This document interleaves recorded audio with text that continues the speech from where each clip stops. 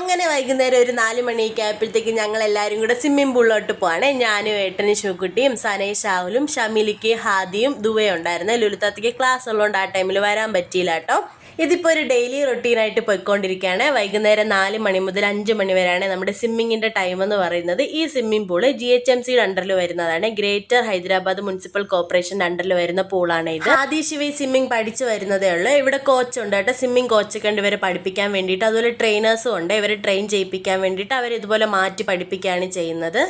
ശിവകുട്ടിയുടെ swimming ഒക്കെ കഴിഞ്ഞ് 2 ഫോട്ടോസൊക്കെ എടുത്ത് ഡ്രസ്സൊക്കെ മാറ്റി വന്നിട്ടുണ്ട്. സ്വിമ്മിംഗ് പൂള് മാത്രമല്ല കേട്ടോ, GHMCയുടെ അണ്ടറിൽ ജിമ്മും വരുന്നുണ്ട്. അതുപോലെ ഇത് GHMCയുടെ ഗ്രൗണ്ടാണ് കേട്ടോ. നമ്മുടെ സ്വിമ്മിംഗ് പൂളിൻ്റെ ഫ്രണ്ടിലായിട്ടാണ് കേട്ടോ ഈ ഗ്രൗണ്ട് വരുന്നത്. വൈകുന്നേരം ആകുമ്പോഴത്തേക്ക് ഇവിടെ ഫുട്ബോൾ കളിക്കാനും ക്രിക്കറ്റ് കളിക്കാനൊക്കെ ഒത്തിരി പേര് വരും കേട്ടോ. നമ്മുടെ മുന്നത്തെ വീഡിയോയിലൊക്കെ GHMC ഗ്രൗണ്ട് കാണിച്ചിട്ടുണ്ട്. മുന്നേ ഫുട്ബോൾ കളിക്കാൻ വരുന്ന ടൈമിലൊക്കെ വീഡിയോ എടുത്തിട്ടുണ്ടായിരുന്നു കേട്ടോ. നമ്മൾ ഈ ഗ്രൗണ്ടിൽ വെച്ചിട്ട് അങ്ങനെ നമ്മുടെ സ്വിമ്മിംഗ് ഒക്കെ കഴിഞ്ഞിട്ട് നേരെ നമ്മൾ വീട്ടിലോട്ട് പോവാണ്.